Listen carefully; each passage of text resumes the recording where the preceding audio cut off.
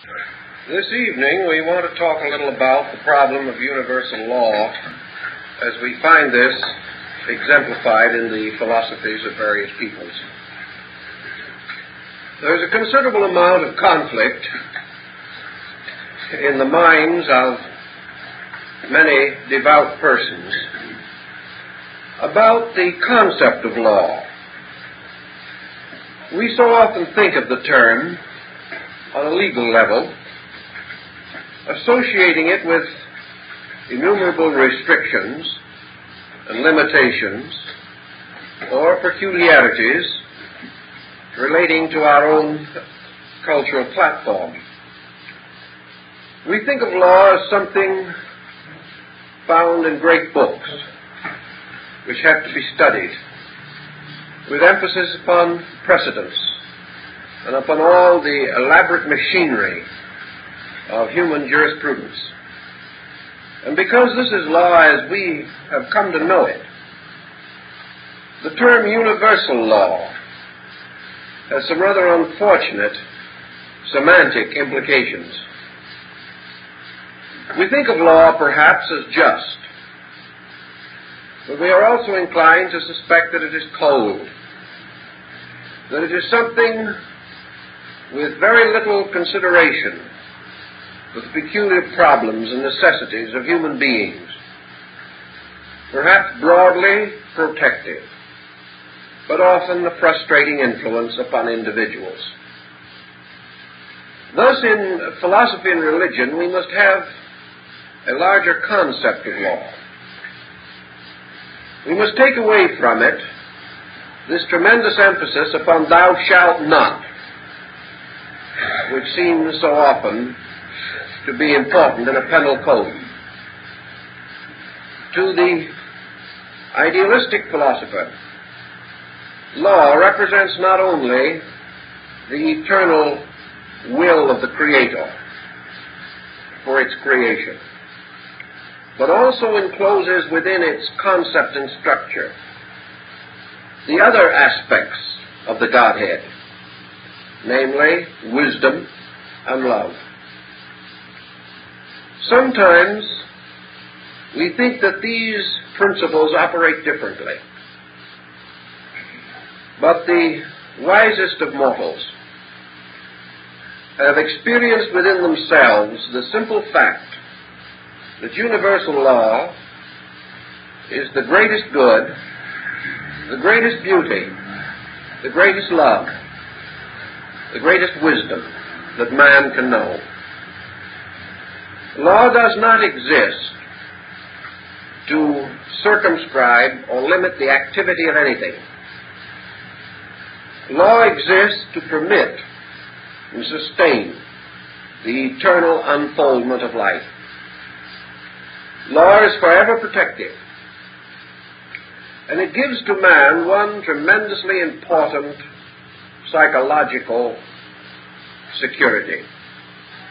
It tells him that this law will preserve, perfect, protect every creature that is true to it, and that through being true to law, man attains all other good things possible to him, and therefore that a lawful life, a life lived in harmony with law, is a good life, a kind life, a generous life, one thoughtful and filled with understanding. Thus, from fear of law, which was perhaps man's first reaction to the unknown, came respect for law, later admiration, finally love, and perhaps in the highest mystical sense, adoration. Law finally becomes the blazing, living symbol of the divine power itself. And perhaps the very ground of law is its own lawfulness. A law is meaningless if, like mortal statutes, it is subject to innumerable variations, compromises. If we could buy or bribe universal law, there could be no integrity in our world. Yet from early time, philosophy and religion have been in conflict.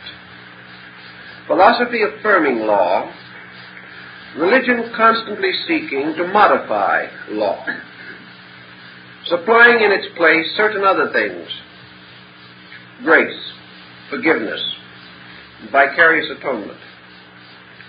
Yet actually, whether religion knew it or not, there is no good thing in religion, no promise of spiritual security, no path of life leading to identity with good, but that this security or this path is also part of law.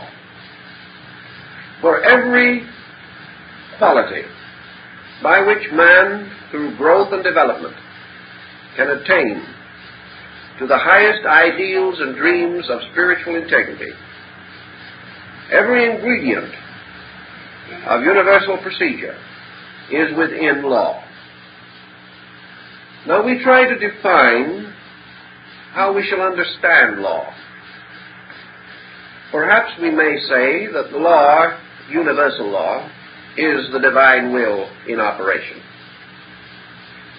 It is this inevitable, perfectly enlightened purpose, this inevitable of the universe fulfilling its own destiny, this absolute sufficiency by which the plan, already conceived, sustained, and perfected in the divine consciousness, unfolds resolutely and without deviation into the full realization of itself.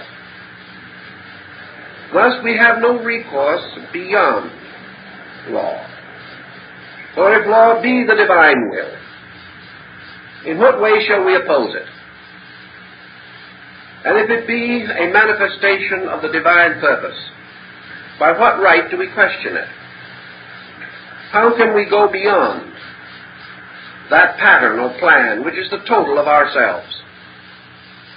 How can we, as fragments of the infinite, doubt the infinite of which we are the fragment? We have no direction to turn, no place to hide ourselves from the fact of law. Therefore, wisdom has long implied that man's greatest good is a joyous, a consecrated, a voluntary obedience. The law tells us that all disobedience must ultimately be dissolved in obedience, inasmuch as the law itself, being inevitable and irresistible, cannot be indefinitely resisted. Any being or creature may for a time or under a circumstance attempt to violate this law. But the law is greater than he is. Not only is it greater than the individual, but it is greater than the totality of creation. Therefore, in the end, the law bends all things back to itself. It remains the ultimate. And in this recognition and in this acceptance, man realizes that security is in obedience, insecurity arises from disobedience. Now, disobedience is possible to man because he has an individual mind. But this disobedience does not make him master of the law. He may, through his own ignorance, his carelessness, his indifference, or his forthright antagonism, attempt to set up his own empire, contrary to the empire of space. But space, like a vast ocean, moves relentlessly on its way, dissolving, breaking down, removing every barrier to the fulfillment of itself. As Buddha pointed out, a very great deal of human misery is man forced to stand and watch his own disobedience swept away. He weeps over it. He is miserable about it. It was a pet project of his own. And when it goes, he feels that the bottom is out of the universe. But actually, The law can destroy nothing that is unlawful. The law can be in conflict with nothing except that which attempts to violate its principles. The wise man has learned also that to live nobly and wisely is to live almost without awareness of law. Law becomes a tremendous dominant force only in the experience of the lawbreaker. To keep the law is to be kept by it, to move serenely without sense of limitation. To violate the law is to feel the heavy displeasure of this opposition, not because the law does not like us, not because it turns revengefully upon an individual, not because it is burdened with a personal jealousy against something, but simply because the law, like water flowing down a mountain, will find its way, must find its way, must keep its own course, and will not tolerate anything that blocks or interferes with that course. This courage and strength and security which law bestows is the natural heritage of every honorable person. And it is only the individual who has some ulterior motive in himself, who resents law, or regards it as any encroachment upon his own liberty. For all liberty is liberty under law, liberty within the great structure of law. And the greatest liberty man has is the liberty and right of a voluntary personal adjustment by which he can choose immediately to align himself with the great patterns by which the universe is sustained. Thus, with law, we can gradually come into a very friendly relationship. Universal law is, of course, much more than this grand, vast panorama of principles. Universal law is something we use every day. We use it when we cook, when we sew.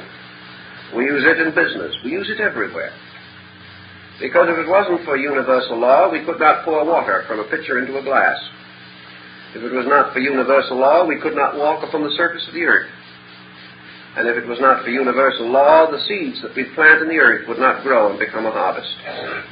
Everything we do, every invention we contrive, every instrument we create is in harmony with law, or it will not operate. That is the reason why the Patent Office in Washington now asks for a working model in connection with extremely remarkable, difficult, or unreasonable inventions. Because the proof is, will they work? And they will work only if the inventor found the law governing the device. If he did not, it may be a magnificent work on paper, but it will never operate. Thus, man's existence, his birth, his growth, all these things are possible only because of law. And in the larger moral sphere of our hopes and aspirations, progress depends upon law. Progress depends upon man gradually experiencing law, coming to know it, understand it, and love it.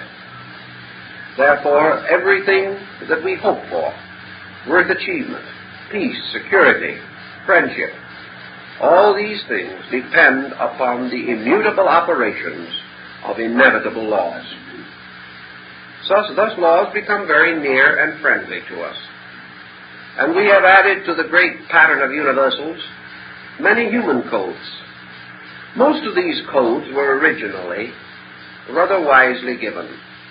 The great Babylonian code of Hammurabi is said to have been dictated to the scribes and sages by the god Nebo, keeper of the records of heaven. This primitive code emphasized honesty, right dealings among peoples, fair trade, and a mutual respect, the rights of worship and of citizenship. These things anciently were parts of law, and they were as noble as men could devise them, because men attributed them to the gods. It was only with the increasing confusion of human life, with the rise of individual intellects, the clash of creeds, nationalism, and things of this kind, that gradually laws became more complicated, increasing in number because of lawbreakers. And we have today very complicated statutes, simply because human beings are complicated and resent within themselves many of the simple virtues without which society cannot survive. Some of our laws are good, some are bad, some are indifferent, but they are all products of man's attempt to bring some regulation or order into the conduct of his fellow creatures. And these things are patterned, directly or indirectly, from some concept arising in universals. Now, the ancients recognized a network of laws, and you could carry the study of law as you would carry the study of races or nations or even theologies into most elaborate byways. But they also realized that there was a septenary of laws corresponding to the other great septenaries which they recognized. And like worlds, universes, deities, continents, these laws forming together a septenary were all manifestations of one law. And therefore at the root of all life was one tremendous law. Now this law is interpreted or understood primarily in terms of man's contact with it. The substance of this law, entirely beyond human experience, we do not know. But we know that as far as our reflections, our observations, and our resources permit, that there is a law at the root of things which is constantly causing a perpetual emergence of life. That this law is a law involving the principle of growth, and it has generally been termed the law of evolution. Now, what does evolution mean? Not just in terms of the famous Scopes trial in Tennessee, but in the larger concept. What is evolution? Evolution is the fact of perpetual unfoldment. Evolution is growth. It is the fact that everything moves from its seed and root to the unfoldment of itself. Therefore, evolution is the unfoldment of all things from their natural roots. And it is the unfoldment of the total universe from its own supreme root, deity itself. Evolution is therefore deity, moving eternally into manifestation and eternally improving the forms through which it manifests. Evolution is therefore infinite progress, infinitely diversified. It is everything coming of age. Or perhaps in philosophical terms, we can say that the law of evolution is the law of eternal becoming. The end of this we do not know. That there may be an end, we can postulate. That there may not be an end, we can also postulate. Whether these eternal becomings ever fully become is beyond our knowledge. But that things are always becoming more so, or more complete, bearing fuller witness of their own natures, revealing and releasing continuously more from themselves. This we do know.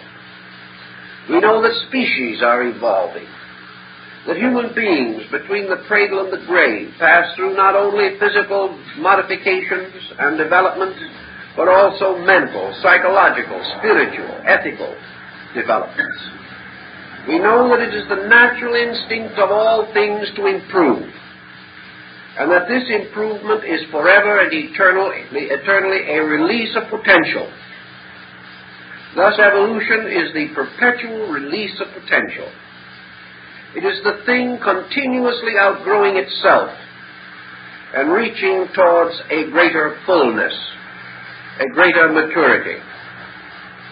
Also, therefore, our term evolution implies the larger concept of ideation, by which we mean that things do not grow from one condition to another, but through one condition to another. Ideation, like the opening of the petals of a flower, represents a perpetual unfolding of things from within, and that in a mysterious way, forms are the constantly changing and improving symbols of greater and greater life release. Thus, everywhere in nature, things do not stand still. The grain of sand is hastening to become a star. The flower that grows in the field is growing up toward becoming a sun or a planet. Everything is growing toward a fuller expression of its own potential life. And this growth is God coming of age in its own creation. It is the infinite life becoming ever more obviously revealed, ever revealing more fully its incredible, limitless potential. Now, every creature that is passing through this vast period of evolution has certain limitations upon itself. It cannot receive or interpret energies beyond the general level of its attained vehicles of expression. Thus, man can grow within the gamut or range of man until finally he outgrows humanity.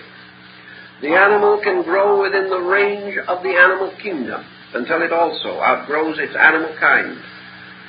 Growth at any time cannot be infinite or complete, for growth itself is an ever-flowing, and this process of ideation or release from within is causing life to build ever more noble mansions for the principle within itself. And these bodies, these houses of this growing life, are instruments for expression, for the release into tangible action of these pressures, these impulses, these instincts, these urges, which all life has locked within itself. So the ancients have this law of evolution, or the constant growth of things, an evolution theoretically beginning in God and ending in God, and passing in its middle distances through incredible diversities of development and structure. Everything hastening on, life a procession going somewhere, life never for a moment merely a diffusion going nowhere. For in the infinite will, the entire purpose of life is sustained by this law. This law is the instrument of that will, the law itself being the immediate vehicle of the divine purpose. The ancients then naturally assumed that this law was not only the first and primary, but that actually all other laws are parts of it. This law is never divided, it never forks into branches, nor are there other laws emerging around it. All other laws emerge from within it. They are specializations and differentiations of this law. For they answer the question, how this law will operate. But in the root of the law itself is the question, why? And that question lies in the divine will. Thus all things in law are unfolded through the mystery of how this shall be accomplished. And out of the root law, or the great principle of evolution, there therefore come the trooping procession of other laws, laws which in their minor divisions are innumerable, like the twigs and leaves of a great tree, but in their principal trunks and branches they are few, each one clearly definable, although the manifestations and ramifications may transcend our understanding. The law of evolution, then, is the key for man to his own growth, the key to his own proper relationship with life, the key to the fact that never can he stand still, never can he say, unto the passing hour, O stay, thou art so fair. Never can he pause, for in nature nothing stands still. He either moves forward by a perpetual impulse from within himself, or he retrogrades, or seems to fall backward, coming into contact violently with the flow of law, which, tossing him about, finally forces him back again into the natural stream of progress. He cannot survive resistance, nor can he be destroyed. He must inevitably float back into the pattern and go on, finding his security in the law and his misery in the efforts which he makes to break it. Evolution also gives a tremendous moral force to man. Evolution reveals to him, for example, that basically there are not many lives, but there is one life forever growing. Evolution makes possible the realization that the lives in all things are the life of God, thereby making reasonable, probable, and acceptable the great concepts of the fatherhood of God and the brotherhood of man. The realization of this law ends forever man's belief in his own uniqueness. Humanity is not something utterly and completely set apart. Humanity is a degree in the growth of God's. It is the degree in the tremendous motion of life. Plants, birds, animals, insects, flowers, even minerals are also degrees in this motion of one life. Therefore, all things are bound together by one tremendous vital spark, and they are also bound together by one eternal need, the need to grow. And man has the privilege, as he becomes wiser and older, of helping life to grow and finding his full satisfaction in the service of life rather than in the exploitation and ravaging of life. Thus, unity of purpose becomes understandable, and the great principles of universal philosophy are made meaningful because man recognizes his unity with all that exists and his participation in the great pageantry of growth. It also tells us that we are here in this world now to grow. That growth must never pause, and that for man, growth lies in the direction of the improvement of the present instruments that he has. For by such improvement, he is able to release more and more of the divine content of his own nature. And man, seeking to improve, improves not for himself, but in order that the universal life in him may be made more perfectly manifest. Thus man, trying to live better, is actually helping deity to be released into expression through action. Thus the individual, by his dedication to growth, serves not only himself, but the whole universal plan. And ignorance or indifference to growth is perhaps one of the gravest evils that man can permit to endure. So life, with its eternal growth, makes the individual's life rich who grows much. And growth is, of course, the general and gradual unfoldment of instruments of manifestation for mind, emotion, conscience, heart, soul, and spirit. These things coming into greater revelation through trained, refined, organized, and skilled personalities become able to reveal their own essential natures more completely.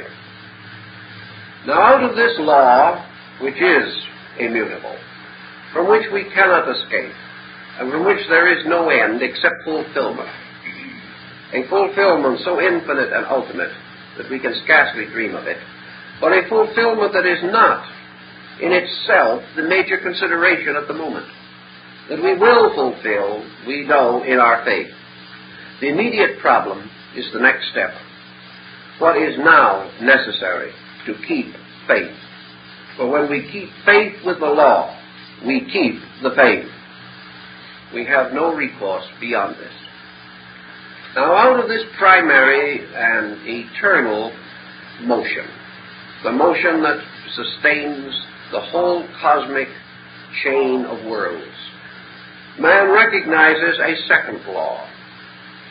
Out of the first, related to it, but revealing its manifestation more expertly. As the Chinese say, each long journey begins with a single step. And this great journey of evolution is by a series of steps. Each step in itself perhaps not ultimate, not highly significant, but each step achieving its part of the journey. The steps are brief, faltering, and inconspicuous, but the journey is great and meaningful.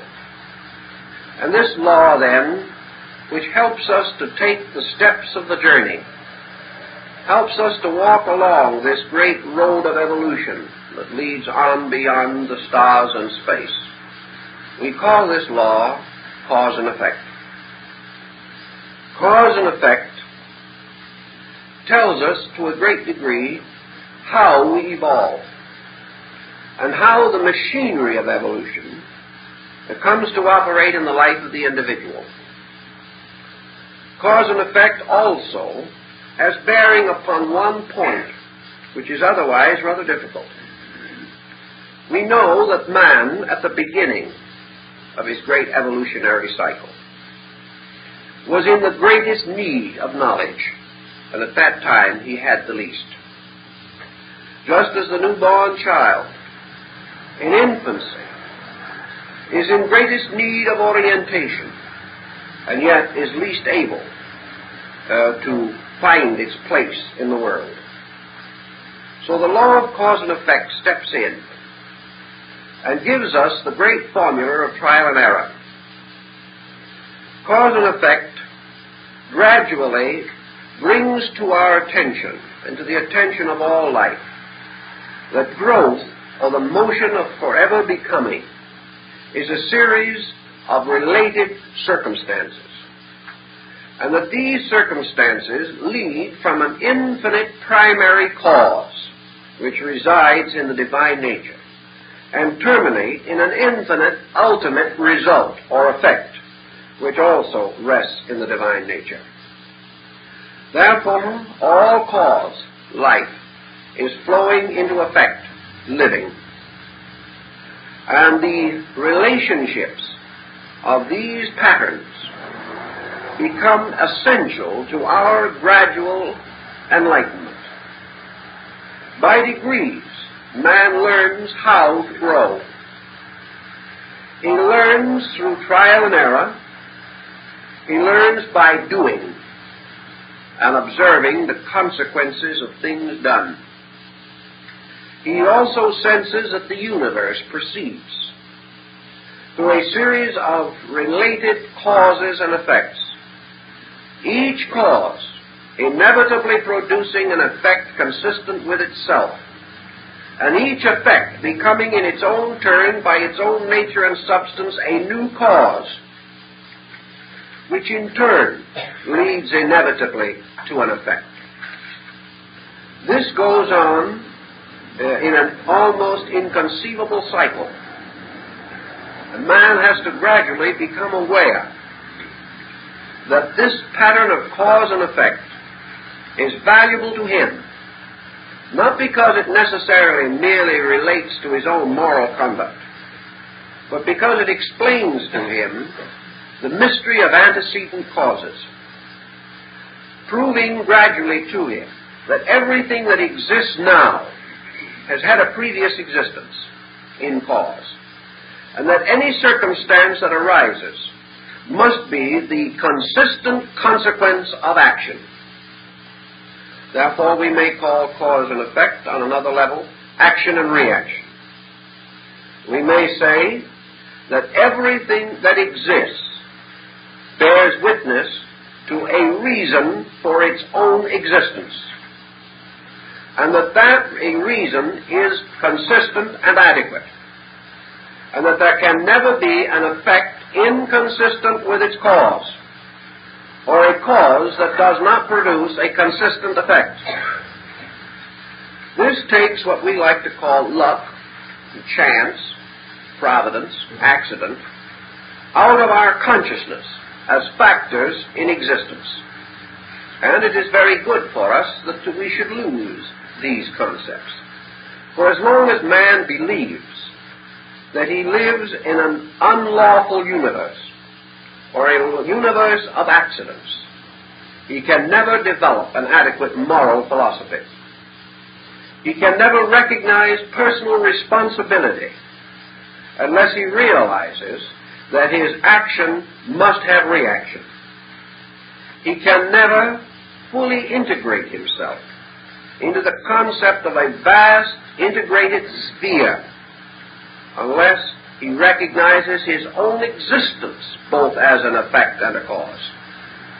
That he is here as a species, as a collective, because he is the next step in something. Because in his turn, from himself will come the next step in something. And each stage or development of things has its inevitable, unchangeable patterns. And also that once causes have been set in motion, they cannot be frustrated. They must move toward their inevitable consequences. And man, nature, or space, unfolding according to the laws of cause and effect, can never invalidate any of the procedures which have already been set in motion. Consequently, we have a new code of adjustment necessary, namely that all life must learn to cheerfully abide by the consequences of the causations which it has set in motion. The deity itself must abide by the effect created by its own primary creative impulse.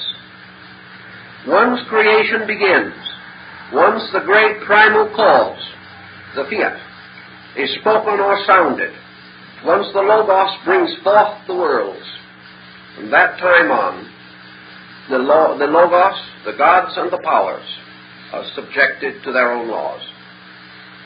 Deity is not a being outside of law, but is the power of law itself, and must forever abide by the principles which it has established.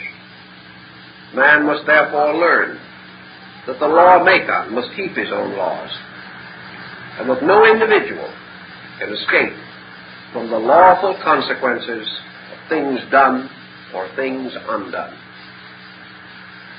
The law of cause and effect has also some rather benevolent promises about it.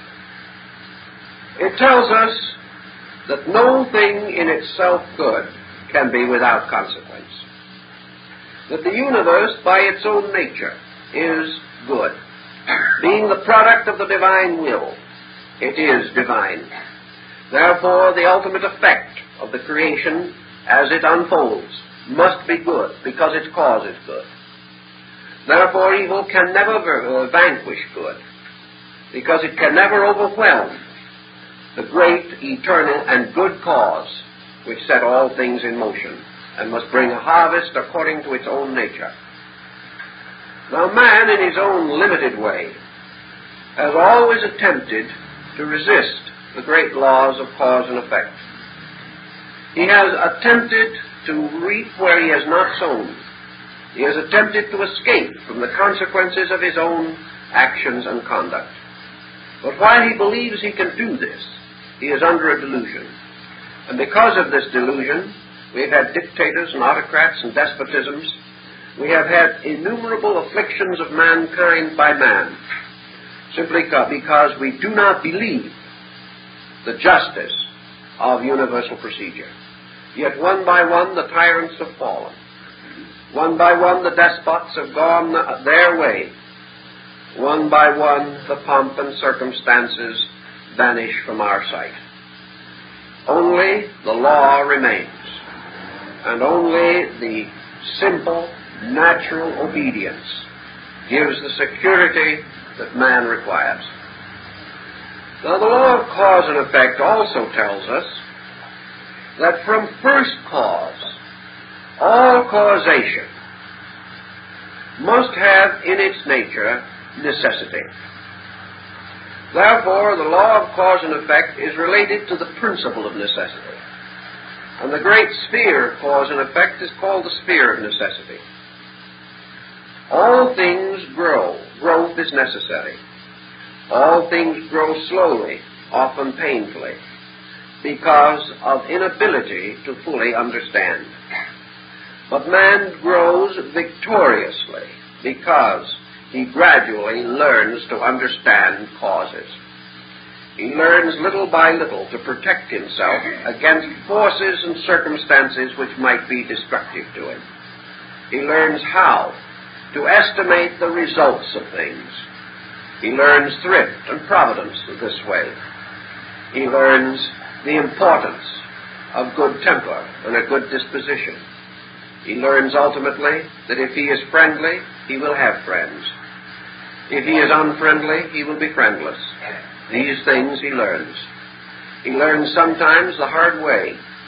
Often he resists and rebels, but ultimately the grand pattern of law must become apparent to him, and he must realize that he is moving again within an immutable structure, a structure so great and so universal and so ultimately perfect that there can be no resistance to it that is successful. Now, the law of cause and effect operates again to another law, which emerges out of its own nature and becomes important to us. Got a little list of them here because I want to get all 7 in before the time is up. Once in a while, you know, we skimp a little on the last one of something, and that we don't want to do tonight.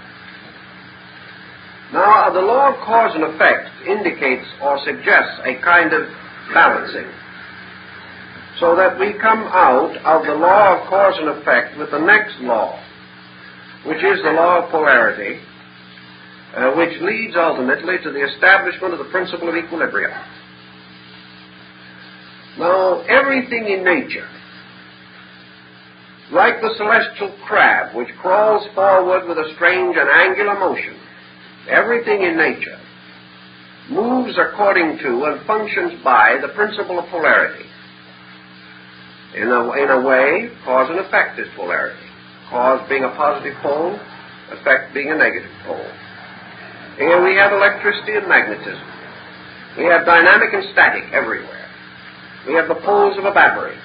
Everywhere in life, we find the problem of polarity operating.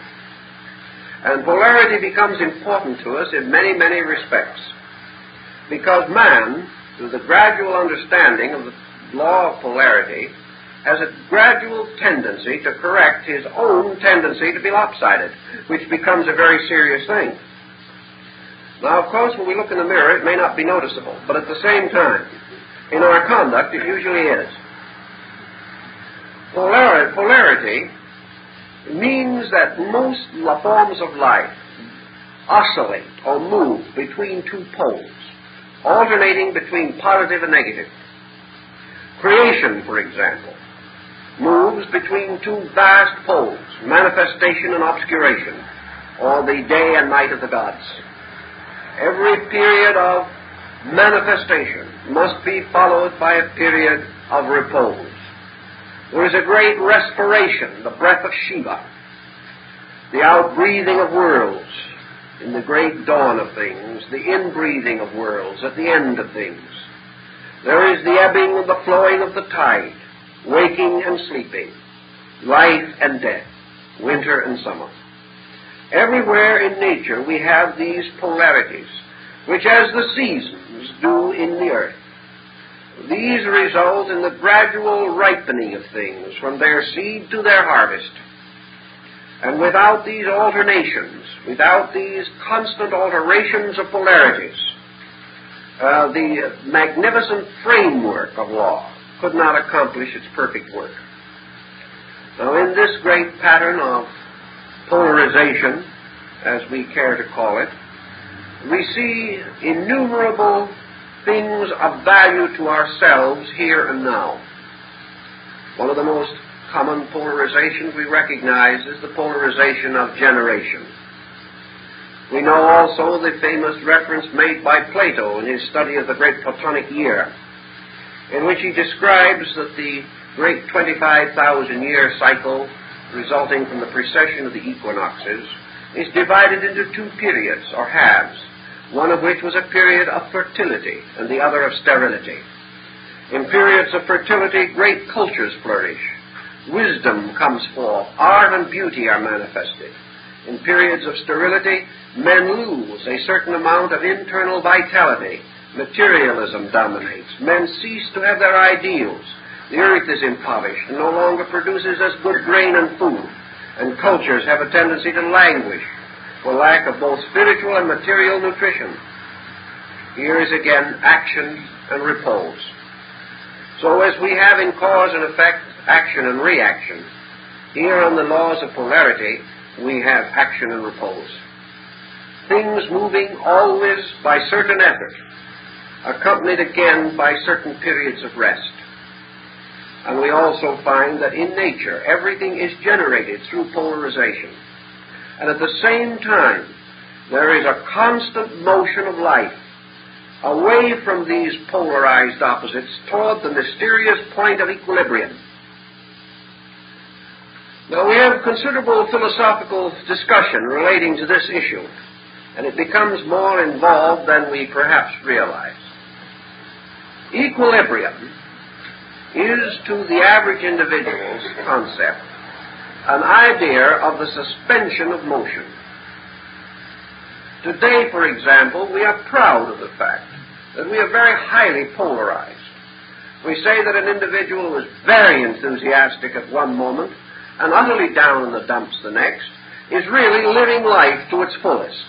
He's having his good days and his bad days, but he's certainly having a lot of excitement. Whereas if we find an individual who is by nature rather quiet and composed, we suspected him of being dead while still he is alive. If he doesn't get angry, we think he is timid. If he isn't jealous of somebody, he doesn't care for anyone. And so we make gradually a great deal out of this polarized extremism of our conduct. We had a lady in not long ago who was quite convinced her husband didn't love her, because for 5 years he had shown no sign of jealousy. It was just something she could hardly endure. She had no complaint, she had no reason to think he didn't, but he just wasn't jealous. That was a bad sign all by itself. So we have people who honestly believe that unless we are really quite tempestuous in our attitudes, that we haven't any. Or if we don't take violent sides in arguments and debates, we're not patriotic. If we're not for our candidate and against all the others, we have no political vision. And of course, occasionally we come to a sort of negative equilibrium in which they decide none of the candidates is any good. This, of course, is also considered bad because that is defeatism. It sounds as though we are trying to escape a nasty decision, and we are. But we have come to think of excess as being an indication of life, moderation as an indication of death. And our psychologists are feeding us some of that thinking these days. And furthermore, they are reminding us that one of the most common symptoms of paranoia is great periods of exhilaration followed by great periods of depression. So we have our choice. If we have exhilaration and depression, we are admired by our friends and accused of being paranoiac by our psychologists. Actually, nature is moving toward equilibrium. But equilibrium is not something that is going to sneak up on us unaware. Equilibrium does not mean that someday, whether we will or not, the pendulum is going to stop in the middle. Equilibrium is the most difficult thing in nature to attain, because equilibrium is immortality.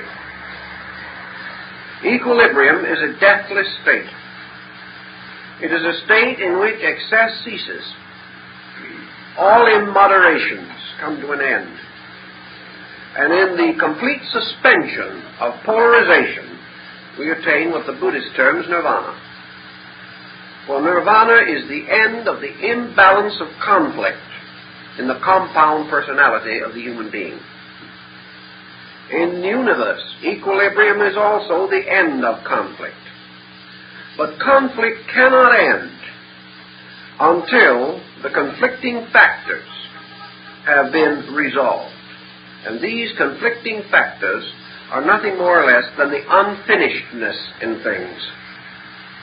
Everything that is imperfect is unbalanced. And consequently, only perfection, which is a total equilibrium in the term of plus, can have complete equilibrium. Absolute negative equilibrium, or an equilibrium in the minus, is total negation. And total negation we cannot find either, although we find phases of negation which may nearly approach it in the purposeless, meaningless, ambitionless primitive, the human being whose desires are practically nil, whose wishes are comparatively few, and who therefore lives in what we term an ideal state of not wanting. He not only does not want, he has never learned to want. Man, in turn, must gradually want, outgrow wanting, and learn not to want. But there's a great deal of difference between never knowing and outgrowing. So motion is really through polarization to ultimate equilibrium. And we are reminded, of course, of the famous line in the Zohar, the unbalanced forces must perish in the void. Everything that is unbalanced must cease, must ultimately be dissolved in balance. Almost every negative emotion or negative attitude that we have is an unbalance. Therefore, hate is an unbalance. Fear is an unbalance. Anything which causes the individual to depart from his own center and become hopelessly involved in circumferential problems results in unbalance. Remember in the Egyptian Book of the Dead, the soul of the deceased is weighed against the feather of Maat. If the scales balance, the soul may pass on into the blessed land.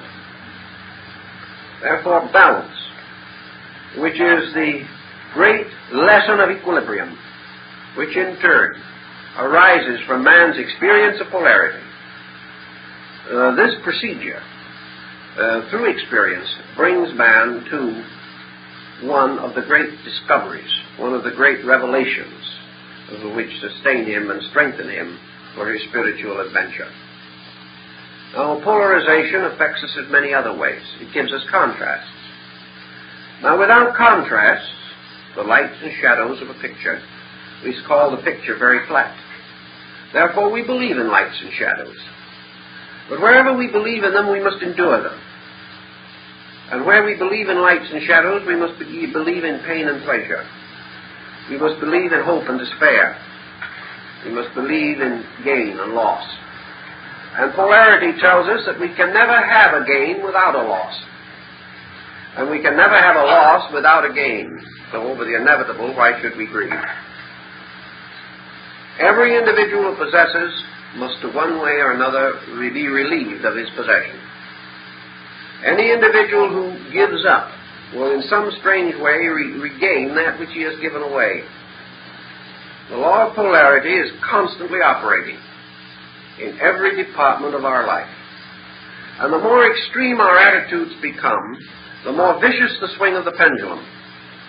Thus the miser, who has become extreme in his cupidity, will experience often the greatest tragedy in the loss of his wealth. Always where the individual is unbalanced viciously or extensively or intensively, his problems are correspondingly modified. Great attachments mean great loss. Great attainments mean constant vigilance in the protection of a reputation so gained. Everything has its price, and this is another form of polarity. And the individual, therefore, attempting to escape from the vicious swings of this pendulum is led toward moderation of conduct, which was the great Socratic virtue. Socrates says, in all things not too much. And the golden mean, the concept that moderation releases the mind and the heart and the soul from unreasonable attachments and frees the mind, heart, and soul for the contemplation of realities. Thus, immoderation is not only a pernicious practice as far as the general life is concerned, but it dooms the individual to the perpetuation of ignorance. For that which exists in an immoderate state is in the poorest condition to learn. Moderation leads to contemplative freedom. The individual who is not the victim of his own intensities has therefore the tranquility for contemplation, for reflection, for meditation, for natural and detached observation of values. Plato declared that he was born into this world in the profession of an observer. And man gradually has to learn by becoming observant. To the degree that he is overly personal or overly attached, he is not observant and cannot be. Because when he is deformed in his judgment by the intemperances of his conduct, he is unable to estimate the values of things. Those things which he likes become increasingly unreally valuable. Those things which he does not like are not recognized for their full value. Therefore, like and dislike become polarities by which the truth is always obscured in these issues, because the young are not given the education which they usually most need. But this law of polarity, therefore, comes in so many places, breaking through the structure of society and giving us constant evidence that it is operating. Now, in the law of polarity, of course, we also have the laws which bring human beings together in various relationships: friendship, marriage, parent-children relationships. For nearly always these are subtly or factually polarizing. We know in psychology that all relationships have to a measure a polar foundation. We know also man's natural desire as a human being to unite with the polar opposite, not only for purposes of the perpetuation of the species, but also for association, comfort, inspiration, and understanding. All these factors indicate man's sense of incompleteness and emphasize the importance of polarity. Now, this again leads to one of the more profound philosophical observations on the subject, namely that polarity lies in the sphere of manifestation rather than in the sphere of substance. Things must physically or objectively appear polarized. But in their nature and substance, all things are in themselves in equilibrium. The spirit of man is forever in equilibrium. Therefore, the spirit of man must be and is an androgyne creature. It possesses within itself the capacity of polarization, but is not polarized except in manifestation.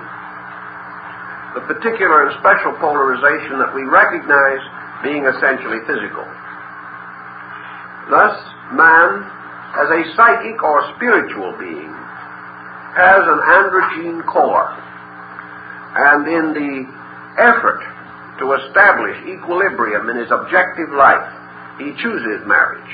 He selects his mate and attempts in this way to balance his own nature. Both persons in the marriage being actually seeking to balance their own internal lives. Through association, the two individuals are partly restored to their natural androgen state. The man, through association with the woman, becoming more sensitive and having certain vital experiences which would not be possible to him alone in his polarized condition, and the woman vice versa. Therefore, in all instances, again, marriage is an effort to establish equilibrium. which in turn means harmonious organization or integration. And just as the moderation of the mind is necessary for creativity on a spiritual level, so the union or moderation of opposites on the physical level is necessary for the generation of the human being physically. So our law of polarity operates also on these levels. The law of polarity has its polarization in our psychic lives, in our mental and in our consciousness and conscience. On the psychic level, a polarization again is this struggle between internals and externals, in which the individual is either an extrovert or an introvert. The extrovert moving excessively outward, the introvert moving excessively inward. Moderation meaning both a rich internal and external life, a situation difficult to attain. On the mental level, the equivalent of the extrovert is the so-called concrete thinker, the person whose mind is directed toward achievement of some objective in the physical or visible universe. The abstract thinker is one whose mental life is turned to the invisibles, to the creativities, to the philosophies, religions, sciences, arts, where the greater amount of subjective intellect is employed.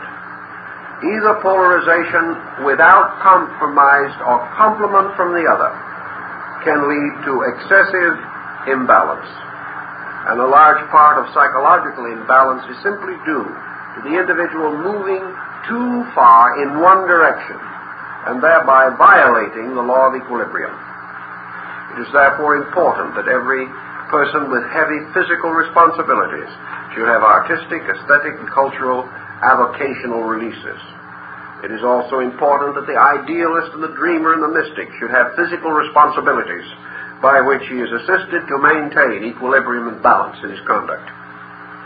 That is one of the reasons why it has always seemed very unwise, and from my experience it has been proven so, for individuals to attempt to depart from responsibilities in search of higher ideals.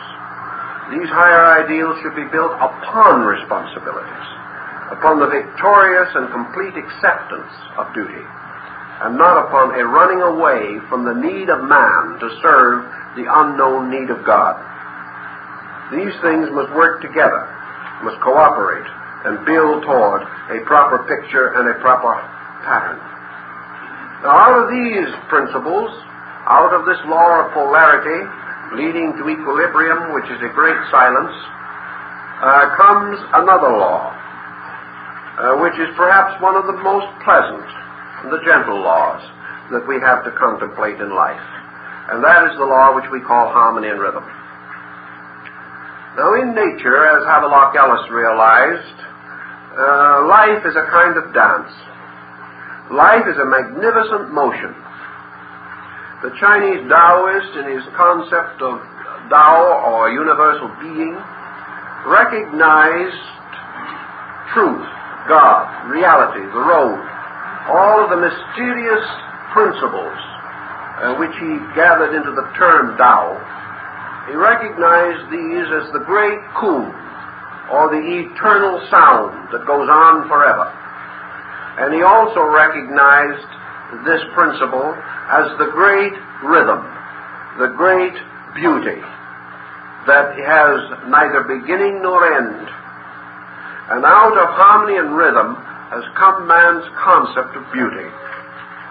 And law, perhaps, is never more perfectly revealed than by beauty. Now we can say, what is the law governing particularly the operation of harmony and rhythm? Well, I think probably we will agree that the most vital law associated with these things is mathematics. Therefore, the Pythagorean and Platonic schools admonished their disciples that no one who was ignorant of astronomy, mathematics, and music could enter the great schools of philosophy. Music, as an example of harmony and rhythm, is only one. We know, of course, Pythagoras is said to have been able to hear the music of the spheres. the sidereal or celestial music, the music that's played upon the great vina of the god Shiva. Rhythm perhaps comes closest to us in the beat of the human heart. But everywhere in nature there is harmony and rhythm, revealing itself through the processes of law. Harmony is a very large word. We think of it mostly in terms of sound, but harmony means much more.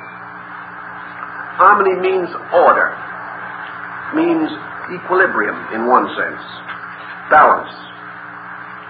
It means the unfoldment of things with a perfection that is full of grace, full of exquisite beauty.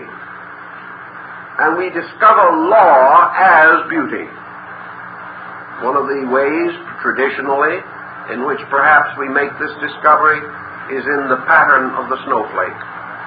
Here we have immutable law revealing itself as exquisite beauty.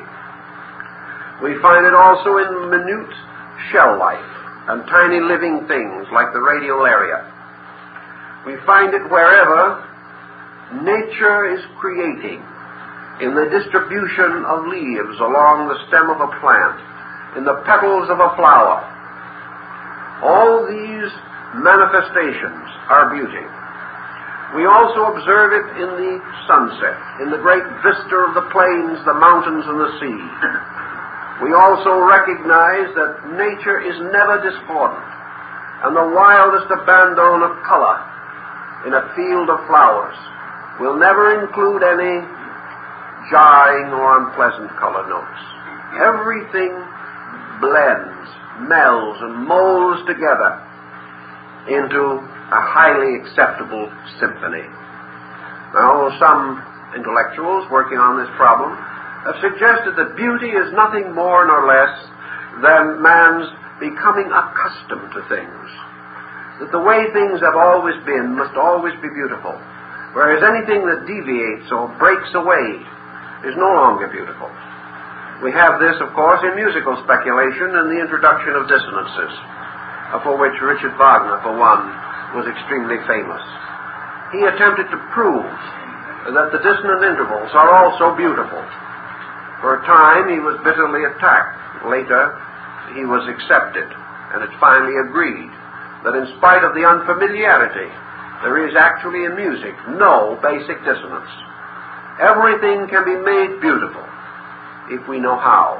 And if we use these intervals wisely and beautifully, they become beautiful. The law of harmony and rhythm also points out to us that life itself is a geometrical mystery, that the human soul is a geometrical marvel, that everything in life wants to be beautiful, presses forward to symmetry, and that law, wherever it has its perfect work, results in perfect beauty. The deformity, therefore, is in some way a limitation, a restriction, a falling short of nature's plan, and that even though perhaps nature must do a little experimenting in the effort, even experiments are beautiful in nature, which is more than we can say of futuristic art. But in any event, nature is forever moving in patterns that are strangely, grandly, and wonderfully acceptable to us. Standards of human beauty are forever changing, yet the quest for beauty is eternal. And the law of harmony and rhythm means that ultimately that which is harmonious and that which is rhythmic must fulfill the need of beauty. Harmony is a little different from rhythm in the sense that rhythm represents interval or tempo, whereas harmony represents blending, the union of things. In this it changes or differs again from melody, for the melodic line represents a tune that is recognizable. But harmony is the bringing together of things, of tones, of patterns, themselves different, perhaps set in different tonal patterns, but all coming together in one magnificent blending, as a magnificent symphony of Beethoven. Thus harmony is achieved through the soul power. For in harmony we must call upon the full orchestration of universals. In harmony we must be able to conduct the orchestra. Each instrument must play its part, and we must bind them together until they become one living instrument, like one great, vital, living pipe organ. In our living and thinking and breathing and hoping and fearing, therefore, the ancients advised that in all things we should seek harmony, and that in all things we should attempt to attain rhythm. The ancient Greeks were much given to a very literal interpretation of symbolism, and our old friend Socrates, who was not perhaps our idea of the figure of the Apollo, was addicted to the Terpsichorean muse and always danced with his disciples in the early morning. It might not have been an aesthetic sight for others, but it was of great aesthetic satisfaction to Socrates, which after all was the important point. And so, seeking to move with life, to dance the dance of life, we must also realize that it is not only work, that it is not only labor, struggle, effort, magnificent challenge, but it is also a matter of grace. And that things done graciously and beautifully have a peculiar virtue in themselves. And to be done beautifully and graciously, they must be done harmonically and rhythmically. The human being's psychological integration is nowhere more evident than in the reaction upon conduct in terms of grace and harmony. The neurotic, the introvert, the psychotic, is seldom able to control his body in a rhythmic, harmonious way. His actions are abrupt, angular, broken, like his attitudes. And he does not have the wonderful sustaining power of uninterrupted motion. We all know that with an automobile, one of the greatest extravagances is stopping and starting. That it takes much more gasoline and electricity to get the car constantly going from a dead stop than it does to keep it running. It is the same way with the energy content of man. If the human being can flow from one action to another without interval, without break, without the sense of interruption, so that no matter what happens, it may cause a brief change in the program, but never an interruption, the person finds that his energy resources are conserved, because harmony and rhythm are the most economical ways of accomplishing things. And the moment intensity, the moment loss of harmony is experienced, there is loss of energy, loss of time, inefficiency. The individual is not up to his normal standard. Whereas if he moves quietly, rhythmically, harmoniously, graciously through life, he will find he can accomplish much more, because he will not be faced with repairs as a result of ill-considered or unreasonable attitudes. So harmony and rhythm move with us in every part of life. Worship is always or nearly always accompanied by music, often by dance, frequently by processional, by magnificent chants, masses, which have profound effect upon the individual, because they are expressions of great rhythm and harmony.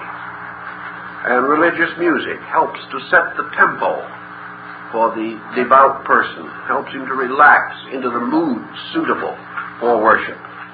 The musical modes of the Greeks have similar meaning, because they had modal music for practically every occupation and activity of man. And we know in modern musical therapy the importance of music in industry, of music in the home, in the school, in the hospital, because music helps the individual to restore a certain sense of harmony within his own nature. So in all things, the harmonious person is greatly rewarded, whereas the individual who has no harmony in his soul is already gravely punished and is burdened with duties responsibilities for which he has very little gladness in his own makeup. And for that reason, he loses much of the privilege and joy of living. Now, out of these 4 laws, there comes another. And this law, again, is merely an expression of those that went before, using a curious combination of cause and effect, polarity, and harmony and rhythm. And this law emerges as one of the great laws of the ancients, the law which they recognized and which we have totally or almost totally rejected. And that is the great law of analogy. Analogy was to ancient man the universal key to all knowledge.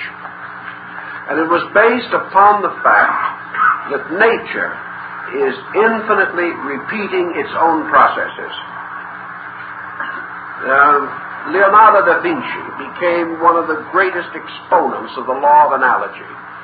He found, for example, all the motions, stresses, and tensions of the human body captured in miniature in the human hand or in the human foot. He found all of society captured and held in the human face. He recognized that all things are alike in substance and principle, differing only in size and the number of their related parts. Thus, all creation suspended from one creative power, moving, therefore, from one basic archetypal pattern. The laws governing the universe must inevitably force all things to a vast internal similarity. Laws operating upon substances and elements, molding these substances and elements into innumerable structures, can be discovered by the analysis of the structures, because all of them must have archetypal conformity with the vast pattern upon which they are designed, or from which they are taken. Therefore, we have the great Hermetic statement of this law, supposed to have been found by Alexander the Great in the tomb of Hermes Trismegistus in the valley of Hebron. That is, this great law was inscribed upon an emerald. And it says, that which is above is like that which is below. That which is superior is like unto that which is inferior.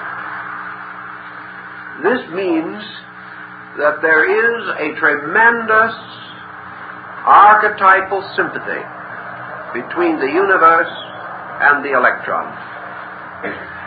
That actually the cell, the atom, each of these is a little world, and the world is the great cell, the great atom. That everything actually moves upon one basic key pattern, and who possesses the key to that pattern possesses the key to all knowledge. This means, or meant to the ancients, that if man could ever understand one thing completely, he would know all things. It's quite a challenge, because he's never gotten very far, even on that project, but he's still working on it. But the old alchemists gave us a little rather encouraging thinking on that process. They said, for example, that deity in its infinite wisdom had given man 3 books to read. 1, the Holy Scriptures; the 2nd, the universe; and the 3rd, man himself. And that in these 3 books were the secrets of all things. The most difficult to explore would be the universe. The most difficult to intellectually understand would be the Scriptures. The simplest, most immediate, and that for which we have an inevitable and well-recognized sympathy is ourselves. Therefore, man actually possesses or contains within his own structure the key to all other things. That there is not one principle in space that is not somewhere in man. That there is no law operating in space which does not operate somewhere also in the compound construction of the human being. Consequently, the motive perhaps for the great adage of antiquity, man, know thyself. Man cannot always explore other things successfully. He can examine the rocks, but he loses the great geological lessons long before he has mastered them. Man may explore space, but still he comes only to the mystery of more worlds to conquer. He may study theologies endlessly, but they are somewhat strangely detached from his own experience, and there is in them so much conflict that man often becomes discouraged. But within himself, searching inwardly, exploring the mysterious recesses of his own total being, man has available the only thing he can really understand and the only thing he can really know, his own life. It must be that the answer is there. Otherwise there could be no answer. For man can never live someone else's life, nor can he know with certainty the depths of the heart of another person. So all the answers, all the way from the shallow externals of his present ignorance to the deepest profundities of his divine origin, all these things must be within himself. And by recapitulation, infinitely repeated within himself. The mystery of his body must be in every drop of blood, the total of his consciousness in every nerve cell. Every organ must tell the story of all others. Every sense perception must contain the others. And the total human being, in his life and experience, must have within him all life, all experience, both relating to causes and effects.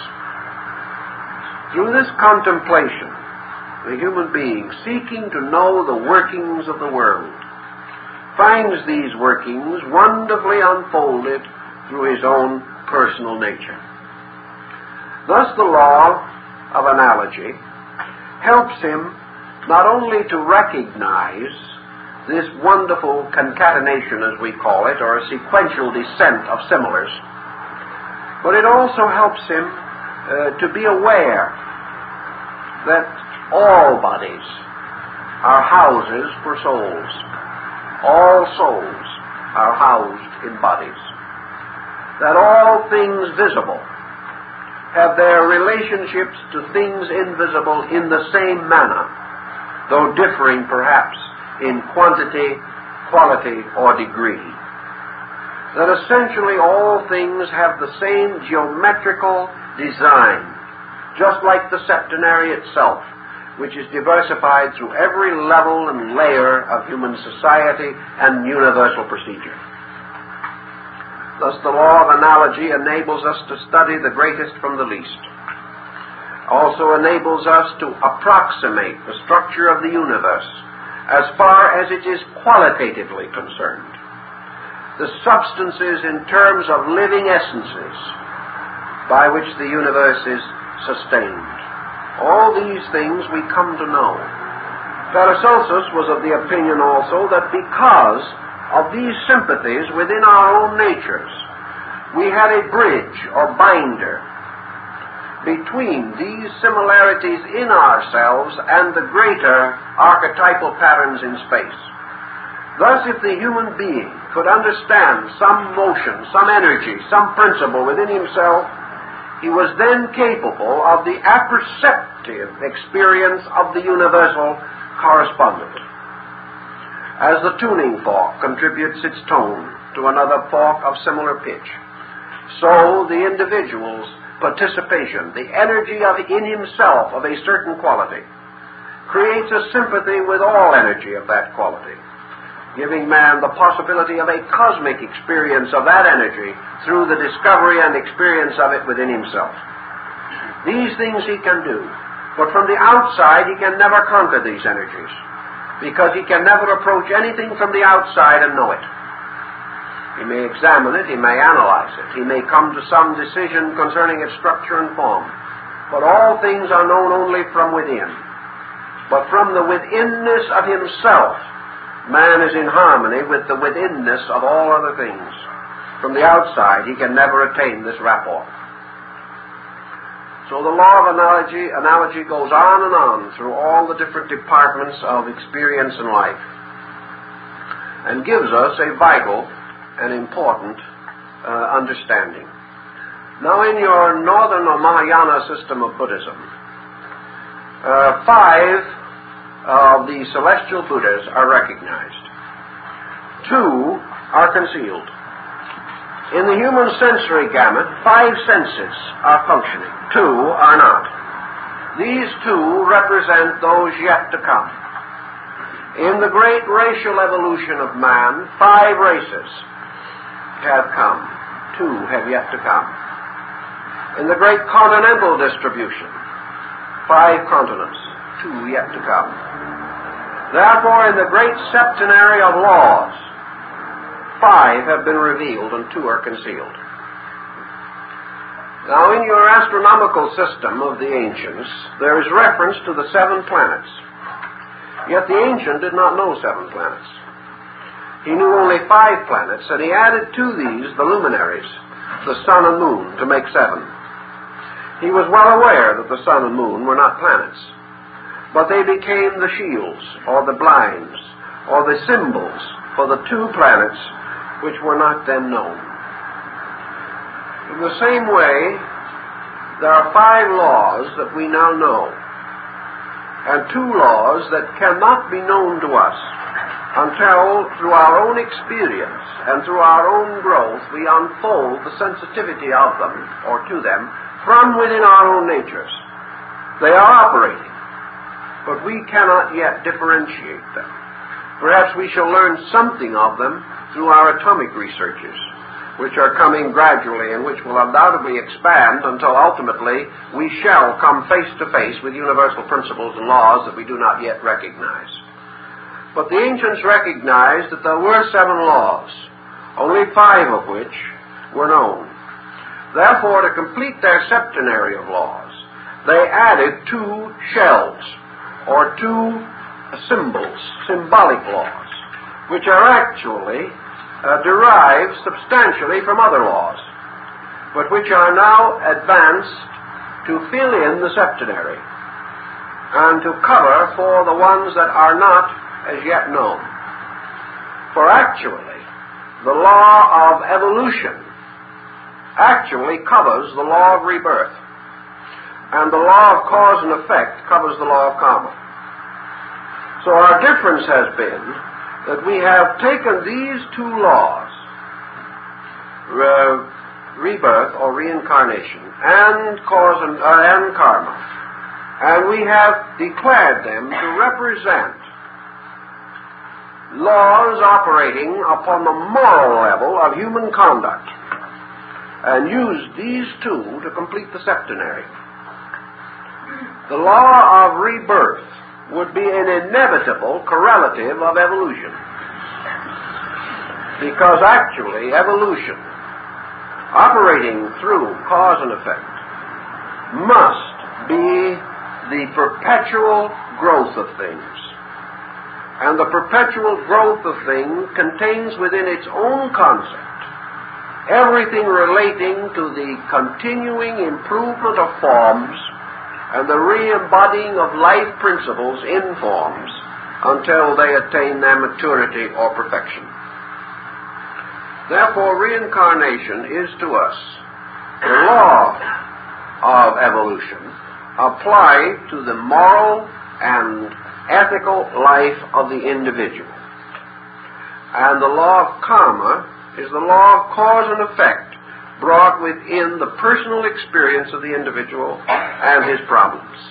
These are the 2 laws that cover the greater laws that remain as yet unrevealed. So by means of them we create the septenary. Now what can we add at this time to a discussion of the law of reincarnation that would not more or less parallel material we have previously covered?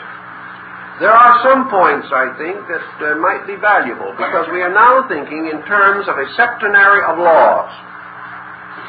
And we are therefore assuming and affirming that these laws exist.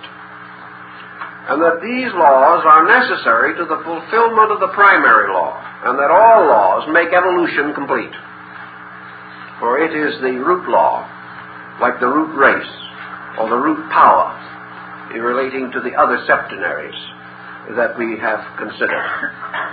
This law, the law of reincarnation and karma, these two laws, have one important peculiarity. We call them symbol laws, or blinds, or cover laws, to conceal something else that we do not know. Buddhism would consider this highly correct, because it would tell us that these two laws, peculiarly applicable to man, exist on the level we know them only because of the mind of man.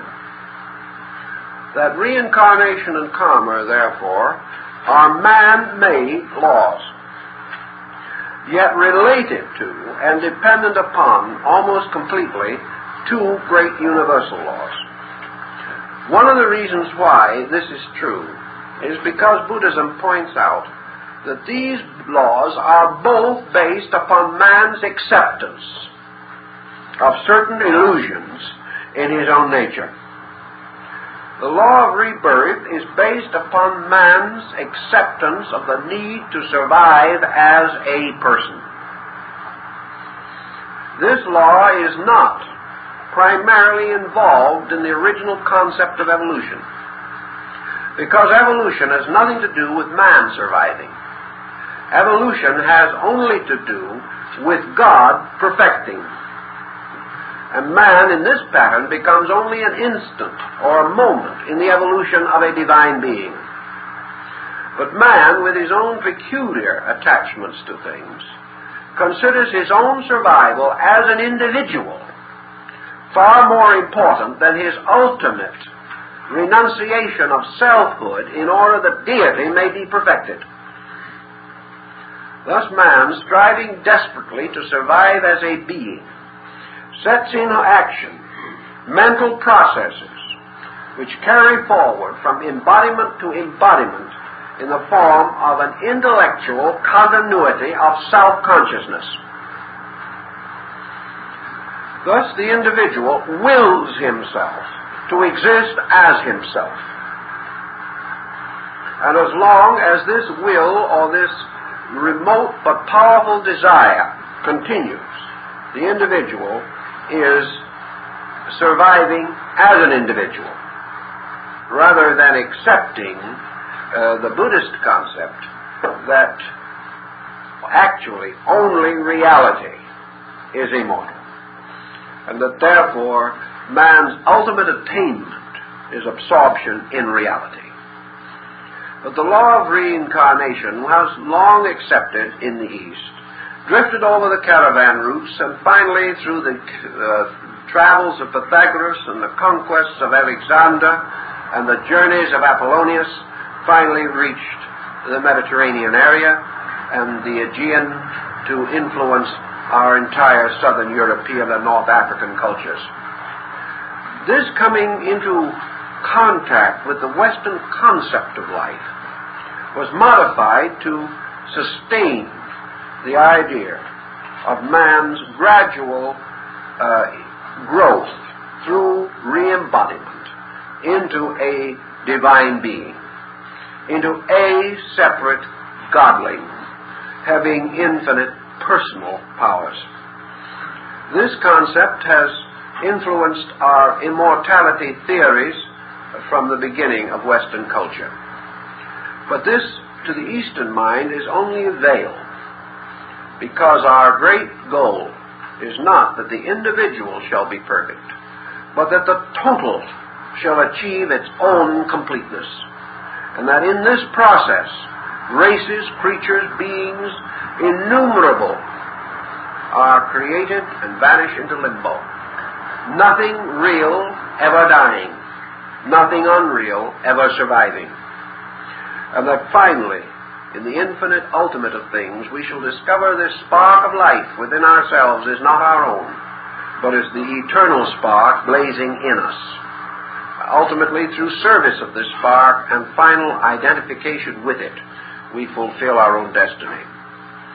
This, however, will not be a problem of too great importance in the vital experience of the individual. He could not separate this spark from his own personality by any effort of the will. He can only, through the fulfillment or keeping of laws, finally relax his immoderations on an egoistic or egocentric level until gradually, through the increase of total integration or placidity within his own consciousness, he will relax his selfness and, like the mystic, become more and more aware of the God-selfness, and in so doing will ultimately reach this point of renunciation in which he can say with fullness of spirit, "Not my will, but thine be done." And when that occurs, actually, deity takes over and becomes the great power, the reality, rather than merely for average human beings. The deity is little better than a source of energy supply. We have not yet recognized the spiritual importance of the deity value in ourselves. The law of karma, of course, is the law of cause and effect, applied on the level of personal conduct, on the level of an individual having moral and ethical individualism. In nature, cause and effect follows great cyclic patterns which arise in the archetypal forms of universal procedure. In man, cause and effect is most closely linked with self-conduct. In the individual, he recognizes that he himself sets into motion certain causes, the effects of which he must be ready to endure. If for some reason he does not desire to endure the effect, then he must cease to produce the cause. On one occasion, Buddha, discussing this with one of his disciples, the disciple explained to him all the sorrows and miseries through which he was passing, and the Buddha explained to him that it was the working out of karma. And the tired and harassed sufferer asked if there wasn't something he could do about it. And Buddha gently patted him on the shoulder and said, "Yes, brother, endure it." And once the cause is set in motion, wisdom is the gentle, cheerful endurance. The only great thing to remember is, don't set it in motion again. Because the first time it can be anybody's fault, apparently. But the second time it is distinctly our own. If, therefore, at any time in life, we are in the presence of consequences, which can no longer be prevented by the correction of their causes, then they must be accepted. The lesson that they contain must be accepted, and the individual must preserve this information and keep it available against a possible repetition of the causes. No cause will produce an effect in excess of itself, nor deficient of itself. And no effect, when it becomes a cause, can produce a cause inconsistent with itself. Life goes on, experience goes on, as long as cause and effect go on. Yet there must be, according to Buddhism, a gradual diminution of this cycle. It cannot go forever. It may go for a long time, but in eternity, all things are bound together into a complete and finished product, whatever that may be. So, Buddha points out that wherever the individual, in the presence of an effect, is able to produce only a commendable reaction from himself. If, for example, in the presence of a great karmic debt that must be paid, which may result in adversity or trial or even pain or loss, the individual becomes indignant, fights back, blames others, becomes intolerant, vindictive. These things immediately set in motion another chain of circumstances. This is where the dharmic reaction from within himself becomes the cause of a new karmic sequence. If, however, as Buddha taught his disciples, in the presence of this type of an unpleasant situation, the individual graciously, kindly, gently, lovingly releases, holds no ill, is patient in all things, takes no extreme attitude, but attempts only to grow, to ask what the lesson is and how best he can learn it. It is obvious that his Dharma has now set in motion another type of causation entirely. This causation can never produce an effect different from itself.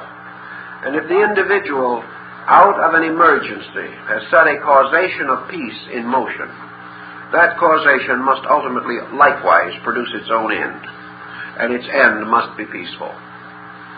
Consequently, wherever it is humanly possible to reduce the intensity of the impact of an effect upon consciousness, the individual reduces the karmic load that must go forward. Wherever he understands and accepts, wherever he meets his problem, with that which is the nearest to moderation, where he maintains equilibrium, never, if possible, falling away from peace within his own consciousness, he then cannot set in motion further conflict. If, through general and gentle watchfulness, his entire life becomes less negatively intense, less combative, less destructive, less critical, he cannot have the same type of karma that he would have if he has not achieved these ends. Consequently, through moderation, he neutralizes the power of karma, because karma acts upon only one factor: action-reaction. Action must produce reaction.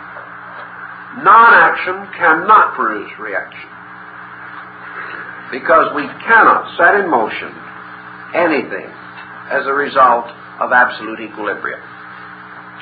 Gradually, therefore, as Buddha pointed out, the disciple, seeking ultimate liberation, comes to the causeless embodiment, the embodiment in which the final residue of debt must be paid, but no new causation is set in motion, in which the individual sets nothing moving which can possibly come back to him as pain, sorrow, loss, or death.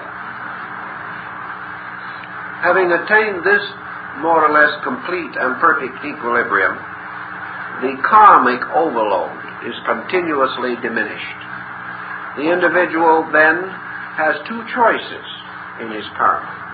That choice, which is the northern Buddhistic concept, namely the possibility of attaining a paradisical state, the sukhavati of the northern Buddhist.